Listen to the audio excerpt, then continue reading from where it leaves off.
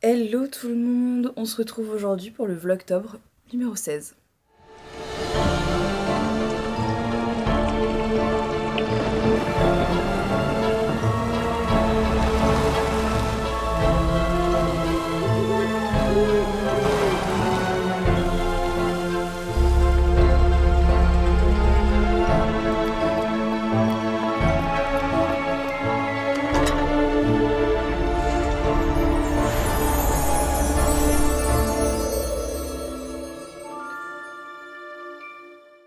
Il est 6h35 du matin.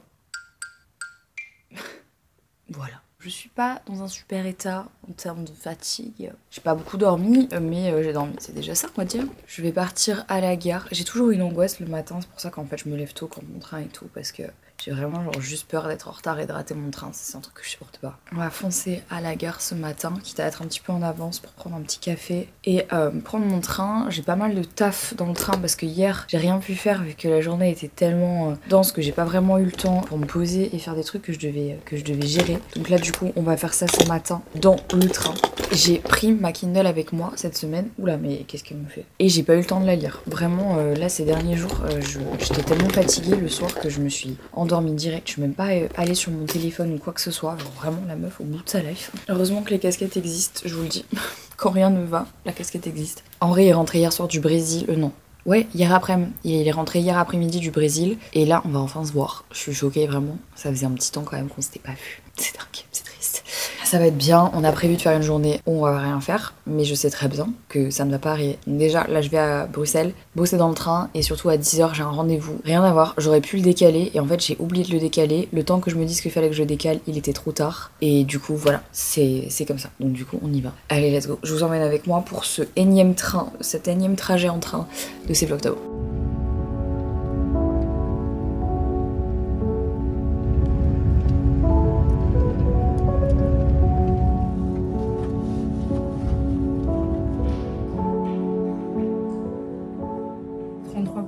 Ok. D'acide conjique. Donc là je vais appliquer et je vais faire vraiment des mouvements circulaires pour que ça pénètre bien. Ah oui c'est vraiment léger quoi, c'est vraiment autour de là, du nez. Ouais. J'ai fait Roaccutane, j'ai fait donc même j'ai de la rosacée post-Roaccutane et tout donc j'ai retrouvé ma choupette. Faut savoir que Lucie ne quitte pas mon bureau. En fait, elle adore se mettre là parce qu'elle peut regarder dehors et c'est un petit peu son kiff. Et en fait, elle va nulle part ailleurs. Donc vraiment, le bureau, c'est sa came. Sinon, j'ai une question pour vous. Vous allez peut-être pouvoir m'aider. J'étais assise là dans ma véranda et je regardais ce mur là. Et bon, ça va faire 2 ans qu'il est comme ça, mais en fait, ça me dérange que ce soit tout blanc. Je trouve ça hyper triste. Et en même temps, j'ai pas non plus envie de commencer à installer des cadres parce que bah, c'est ici le mur où il y a des cadres, donc j'ai peur que ça fasse trop. Donc je suis en train d'hésiter à le peindre, mais est-ce que j'ai envie de le peindre en noir? Je pense que ça va faire too much. Et je sais pas quoi faire. En fait, je sais pas quoi faire. Est-ce que je peins juste les portes par exemple? Est-ce que je mets genre un grand miroir mural? Est-ce que je mets des plantes contre le mur? Enfin, je sais pas. Mais en tout cas, ça me va pas là. Et donc j'ai besoin de vos lumières. C'est comme là pour l'instant, j'ai mis ma machine à café parce qu'en ce moment c'est terrible. Mais je voudrais bien mettre une plante à la place et tout. J'ai mis mon chauffage parce qu'on se pèle le cul dans cette pièce. Sachant que j'ai encore ces cadres là à accrocher, je m'étais dit peut-être mettre celui-là en haut de la porte. Je sais pas trop, j'avoue je galère un peu là. Si vous avez des idées, je les prends. On a reçu un petit colis qu'on va ouvrir ensemble, je ne sais pas ce que c'est, donc je vais le découvrir avec vous. Ils sont tous mes petits trucs pour couper mes colis là. Toujours je les perds ces trucs. Promis, si je l'utilise pas, je vous donne. Je fais n'importe quoi aujourd'hui, on dirait que je marche vraiment au ralenti. Je m'autorise à ouvrir un colis parce qu'il y a 2 machines qui tournent là si vous voulez, donc après je dois sortir tous les cartons. C'est pour ça que je le fais maintenant aussi. Qu'est-ce que c'est? LM Paris. Trop mimi. Ah mais ça c'est trop chou. C'est une marque qui m'a proposé de m'envoyer un sac. Et j'ai dit oui. Parce que quand je suis allée voir sur leur site, j'étais en mode c'est beau et je connaissais pas du tout cette marque. Ça s'appelle LM. Et du coup, j'avoue, j'ai un peu dit oui parce que je trouvais leur sac. Oh, mais il est magnifique ce sac. Mais regardez ça. Il a un peu pris cher en route là. Il est super mignon. Ça me fait penser aux sardines de Bottega Veneta. Ça là. Le sac est très joli. Comme ça, en espèce de canage en cuir. Un peu... Alors, je pense que c'est plus un sac d'été pour le coup. J'avoue que ça faisait super longtemps que j'ai... Enfin, ça fait très longtemps que j'ai fait ma sélection sur ce site et je le reçois maintenant. Mais je le trouve super joli. Franchement, pour le printemps-été, il est très beau. Je suis pas sûre que ça soit vraiment un sac d'automne. Bah quoi que vous me direz, il n'y a pas vraiment de saison pour porter des sacs, on s'en fout. Mais moi j'aime bien porter du beige comme ça plutôt au printemps ou l'été. Et il a la petite bandoulière qui va avec, il est très mignon. Le seul truc c'est que je trouve que quand tu le mets comme ça, ici le pli se fait mal à l'endroit où l'aimant est posé. Donc je pense pas que tu puisses vraiment le fermer. Faut que je le teste avec des choses à l'intérieur pour voir si ça rend pas trop mal. Mais il est beau, non? Vous en pensez quoi? Je le trouve très mignon. En attendant, je vais le remettre dans sa petite pochette et je vais aller plier mes cartons. C'est nul de faire ça, je déteste.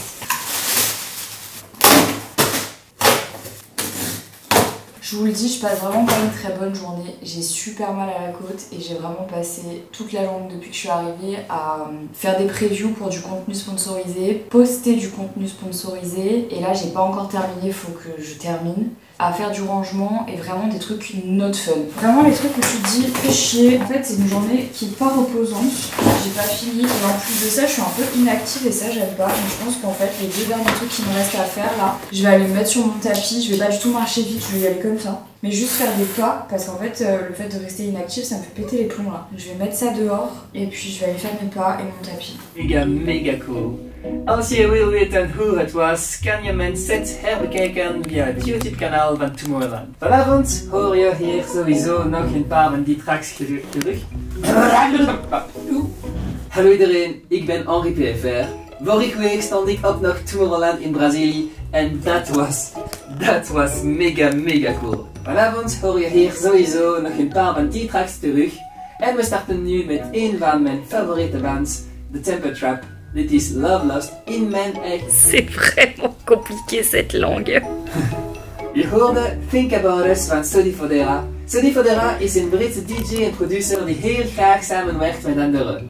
Henri veut me montrer un truc et je sais pas ce que c'est.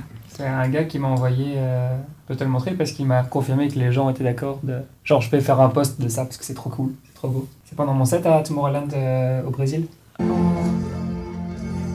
La vie de ma mère, j'espère qu'il y a une demande en mariage, sinon j'abandonne. Abort the mission. Henri. Pourquoi ils sont tous habillés pareil? Ah, ils savaient, ils étaient tous potes, non? No way. Mais c'est trop mime ça.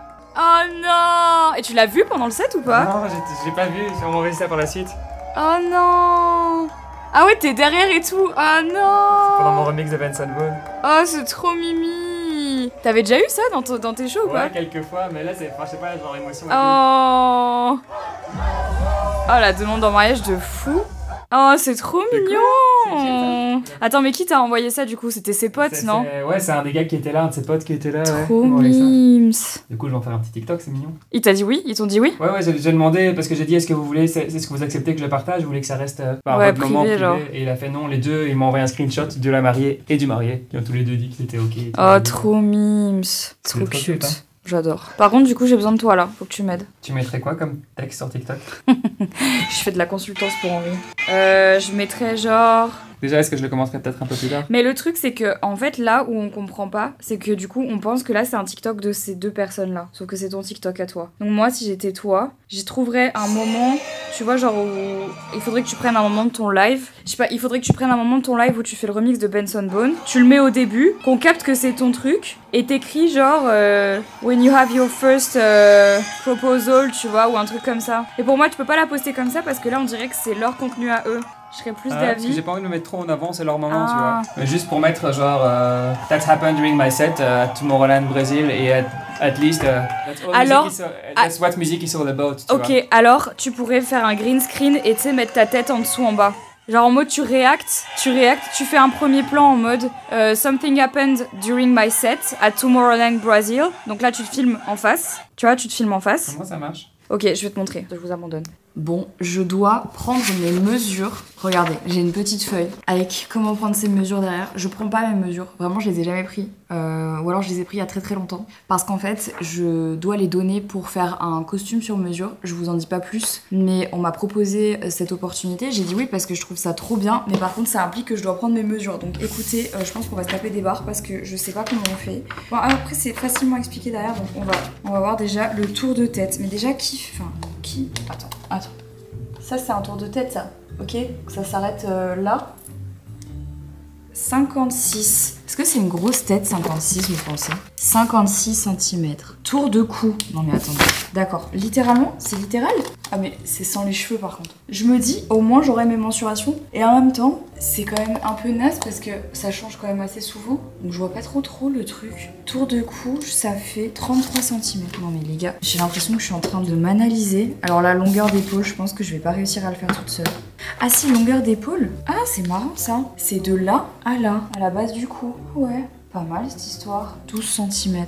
C'est drôle. Et en même temps, ça doit paraître hyper normal pour les gens qui font une école genre de stylisme ou ce genre de choses et tout. Moi, j'avoue que j'ai pas trop l'habitude et il y a des mesures où je me dis mais c'est bizarre. C'est dur de prendre ces mesures toute seule. Surtout genre autour de ton bras comme ça. Comment tu fais? Comme ça? Faut que je serre un peu parce que quand même, je suis à 28. Je pense qu'en plus, on n'a pas le même bras, genre que ce soit ton bras gauche ou ton bras droit, ben c'est pas la même chose parce qu'on est tous un peu disproportionnés. Ah ça par contre, ça m'intéresse parce que on m'a toujours dit que j'avais un petit poignet, mais moi je trouve qu'il est pas si petit. Il fait 15 cm. C'est petit? Je sais pas. Et si vous allez me demander, ça c'est un espèce de maître couturier que j'avais acheté chez Zara Home, mais il y a tellement longtemps. Et c'est plutôt pratique parce que on dirait pas un maître couturier, je le garde dans mes sous-vêtements parce que c'est assez pratique en vrai pour ce genre de choses. Mais par contre, c'est très chiant. J'ai combien de mesures à prendre là? J'ai 21 mesures à prendre. Longueur bras-coude. Attends, le costume il va être approximatif. Henri, j'ai vraiment besoin que tu viennes, ça va prendre 2 secondes. Que faire quand ton mec ne t'écoute pas? J'avoue, je dis pas souvent les défauts d'Henri. J'ai des défauts aussi. Mais un des défauts d'Henri, c'est qu'il a aucune notion du temps qui passe. Et donc, par exemple, il va me dire oui, j'arrive, et il va arriver 2 heures après. Et il va pas se rendre compte. Donc en fait, moi, il y a des choses que j'attends toute la journée. C'est très frustrant. Il sera pas content que j'ai dit un de ses défauts. Mais je m'en fous, je le dis quand même. J'ai décidé que j'allais un petit peu changer l'endroit où je me séchais les cheveux. Je le fais toujours dans ma salle de bain et en fait je me rends compte que c'est franchement pas pratique, surtout maintenant que j'ai les extensions et que mon séchage dure 5h30. J'abuse en vrai. Mais je me suis dit qu'aujourd'hui j'allais tester de le faire là où je me maquille d'habitude. Peut-être que ça sera plus agréable, je ne sais pas. Ça fait plus de 6 semaines maintenant que j'ai posé mes extensions. Je suis contente toujours. Par contre, j'avoue que quand on me les a reposées là, je me suis rendu compte que plus j'allais les laisser longtemps, plus j'allais regretter de les avoir mises. Elle est là.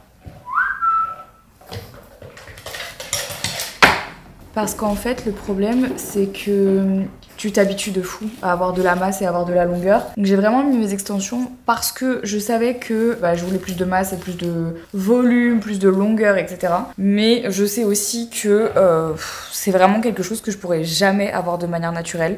J'ai pas les hormones pour, et pour tout vous avouer, malheureusement, ces derniers temps, en fait j'ai réalisé que je perdais énormément mes cheveux. Au début je pensais que c'était à cause du stress, à cause de l'alimentation, ce genre de choses. Et en fait je suis un peu dans le déni, puisque après quand même avoir fait un petit peu le tour et m'être un peu renseignée. En fait, la perte de cheveux, c'est un des symptômes du SOPK.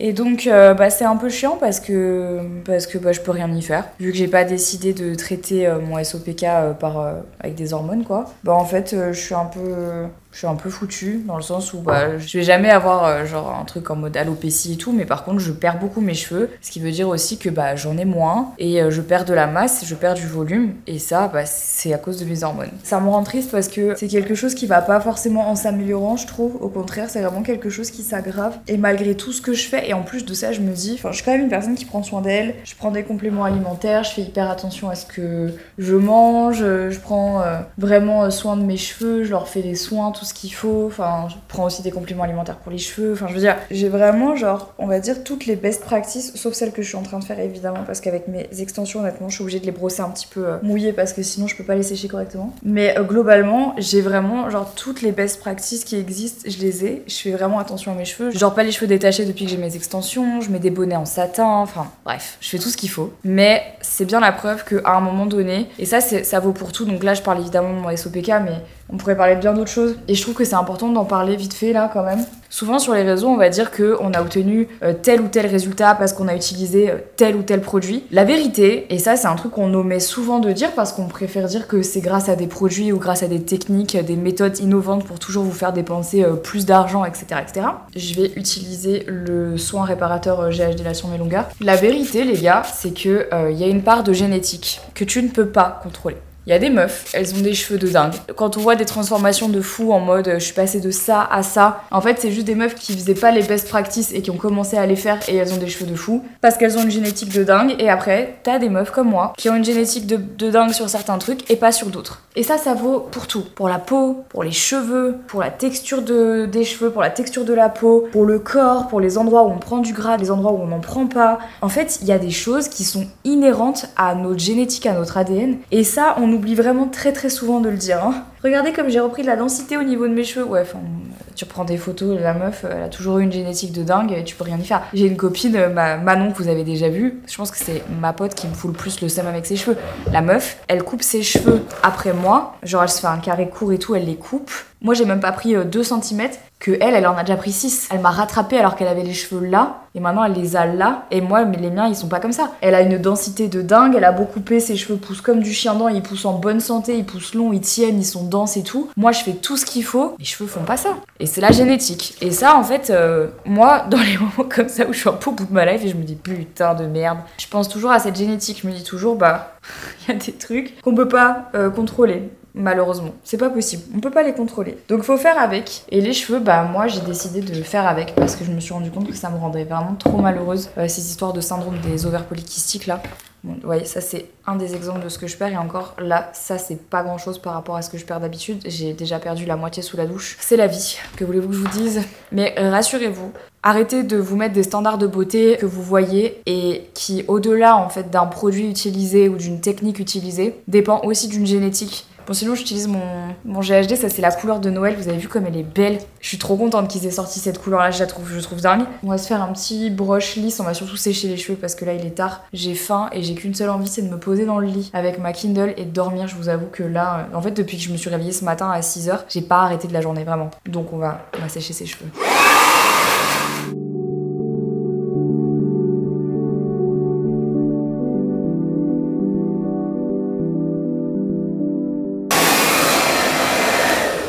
J'ai mis combien de temps? Ouais, j'ai mis 10 minutes. Hein. J'ai séché mes cheveux entièrement. Je prends quand même mon temps parce que avec les extensions, du coup, il y a aussi tout l'arrière de la tête. D'ailleurs, là, j'ai pas vérifié, mais... Ah si, on est bien.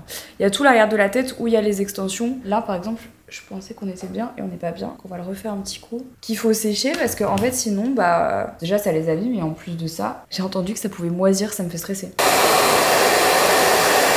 C'est bien. Ouf. Bon, comme vous pouvez le voir, ça prend quand même du temps. En vrai, les extensions, c'est du travail. Je sais qu'il y a plein de gens qui en voudraient. Et c'est effectivement hyper joli, mais par contre c'est vraiment du taf. Et surtout, petit tips en vrai. Là pour l'instant, je peux les porter lisses, mes extensions, parce que je viens de refaire et ma couleur et je viens de faire remonter mes extensions. Donc du coup ça se fond hyper bien, enfin vous voyez, honnêtement on voit même pas que j'ai des extensions, franchement. Mais c'est vrai que dès qu'elles vont commencer un petit peu à pousser et que ma patine, en fait que ma couleur va commencer à dégorger, parce que sachant que c'est pas vraiment une couleur que je fais, hein, c'est plus comme un espèce de... Je crois que c'est une patine ou un gloss. En fait la différence de couleur entre mes cheveux et mes extensions, ça va commencer à se voir. Et c'est à partir de là où en fait le mieux c'est de les porter un peu bouclés. Sachant que sur cette longueur d'extension, j'ai testé pour vous les grosses boucles, donc avec un fer à boucler. Honnêtement, ça tient pas. Ça tient pas très bien. Vous l'avez vu au GP Explorer. Hein. Bon, après j'avais testé le masque aussi K18 là pour les cheveux. Je sais pas trop quoi en penser d'ailleurs. Et ça avait pas très bien tenu. Par contre, celui qui tient de fou, c'est celui que j'appelle la pelle à tarte. Celui-là il est incroyable.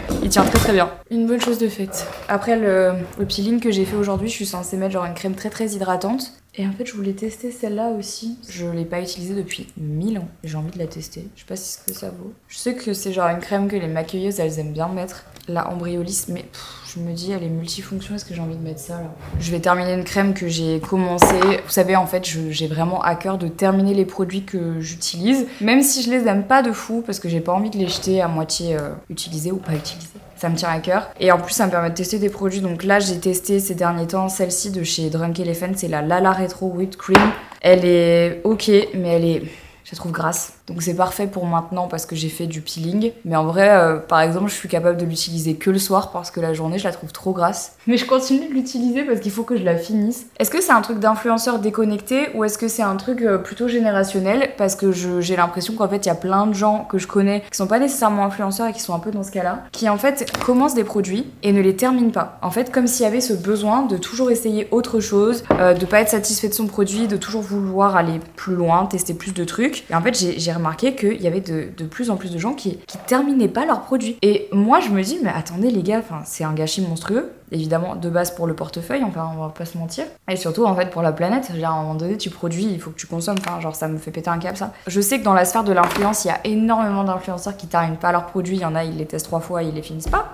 Du coup, ça me pose 2 problèmes. Moi, le premier, c'est que à quel point ton avis est légitime quand t'as testé le produit, genre 3 fois. Enfin, c'est un peu bizarre. Pour moi, tu peux donner un avis sur un produit quand tu l'as testé, au moins que t'as fini tout un pot, tu vois. Sinon, c'est difficile de donner ton avis, je trouve. Et la deuxième, c'est que en fait, qu'est-ce que ça renvoie comme image de pas finir ses produits. Enfin, du coup, je trouve que ça te met vraiment dans un mood en mode t'es tellement hors sol que tu te rends même pas compte qu'il y a des gens qui peuvent pas se payer le produit que t'as. Je veux pas paraître moralisatrice ou donneuse de leçons quand je dis ça, parce que je sais que j'ai pu être comme ça pendant un temps, à pas finir mes produits. Et c'est vrai qu'aujourd'hui, je me rappelle pas en fait la dernière fois que j'ai pas fini un produit. Je pense que ça devait vraiment être parce que le produit, genre j'étais intolérante ou que personne n'en voulait ou qu'il allait passer. Mais il y a pas de produit que je finis pas. D'ailleurs, ça me fait penser que là, il y a plein de produits que j'ai terminés que j'ai pas encore montré sur TikTok. Il faut que je vous fasse faut que je vous montre dans un vlog ce que j'ai fini comme produit. J'ai trop hâte de voir ce que le peeling ça va donner sur ma peau là. Parce que cette joue, je sais qu'on dirait pas comme ça, hein, mais moi je vois que ça. Cette échelle elle est là depuis 3 mois et demi parce qu'il faut qu'on pose un abat-jour dans le dressing et qu'en fait on ne sait pas faire parce qu'il y a un crochet en métal qui date de l'époque de la maison qu'il faut qu'on scie et ensuite on pose le truc. Donc il faut qu'on appelle quelqu'un pour le faire à notre place, sauf que on le fait pas. Donc du coup c'est là depuis beaucoup trop longtemps et ça me ouvre. Ça va être l'objectif de ces Vlogtober, il faut qu'on trouve un moyen de faire poser cette lampe. Moi les gars, je vais arrêter le vlog maintenant. Je vais aller manger un Uber Eats. En ce moment l'alimentation c'est cata, donc à partir de demain, on se remet dans le mood sport, alimentation. Enfin pas demain parce que demain je vais chez la chiropracteur, donc elle va m'éclater, je vais pas pouvoir aller au sport. Enfin c'est peut-être demain matin. Je divague. Je pense que surtout, avant toute chose, une bonne nuit de sommeil, ça sera vraiment pas de refus. Je pense que ça va me permettre de mettre les idées au clair. Je terminerai là-dessus, mais c'est vrai, souvent, quand on a l'impression que ça va pas, quand on va pas bien, quand on a des idées sombres, quand on sait plus trop ce qu'on veut faire, comment on veut le faire, où on veut le faire, bref. Ce que j'essaye de dire, c'est que souvent, il y a plein de problèmes du quotidien qui se règlent quand on dort. Le sommeil aujourd'hui, c'est vraiment un sujet, je trouve, dont on parle un peu plus, mais pas encore assez, alors que c'est vraiment crucial parce que c'est là que ton corps, en fait, se régénère et remet un peu les idées à zéro. Et que si tu dors pas bien, ou si tu dors pas assez, ton corps commence à développer plein d'autres problèmes et ton humeur et ton mood général, il décline à une vitesse, mais grand V. Donc il faut vraiment faire attention à son sommeil. Et souvent, quand on est fatigué, moi c'est ce que je dis tout le temps, moi quand je sens que je vais prendre une décision un peu chelou, ou avant de prendre une décision importante, je me demande toujours si je suis en forme et si genre la décision que je vais prendre, je la prends vraiment en conscience ou si c'est pas ma fatigue qui parle à ma place. C'est déjà arrivé en fait que je prenne des décisions vraiment arbitraires et tout, et en fait de me rendre compte quelques jours plus tard que c'était une mauvaise décision et que j'aurais pas dû dire ça et que je l'ai juste dit parce que j'étais fatiguée et que c'était sous le coup de la fatigue que j'ai pris cette décision qui en fait s'avère pas bonne. Donc vraiment, pensez-y à 2 fois, dormez. Vraiment quand on dit la nuit porte conseil, c'est vrai. Des fois il faut vraiment prendre le temps d'être reposé et de faire les choses à tête reposée. C'est des expressions qui sont très vraies et qu'on oublie. Donc je voulais vous les rappeler. Du coup sur ce, je vais aller manger et dormir. Je vous souhaite une très bonne fin de journée ou bonjour, peu importe à l'heure à laquelle vous regardez ces Vlogtober. Je vais vous remercier aussi d'être toujours de plus en plus assidus. Merci, ça me fait vraiment trop plaisir de voir que vous êtes au rendez-vous pour tous ces Vlogtober. Sachez que ça me touche beaucoup. Je vous embrasse et je vous dis du coup à demain pour un nouveau Vlogtober. Ciao. Si t'as pas encore vu mon dernier vlog, tu peux cliquer dessus pour aller le regarder et tu peux aussi aller me suivre sur Insta ou sur Snap évidemment, puisque quand je ne poste pas de vlog, je suis souvent sur ces 2 réseaux. Donc n'hésite pas.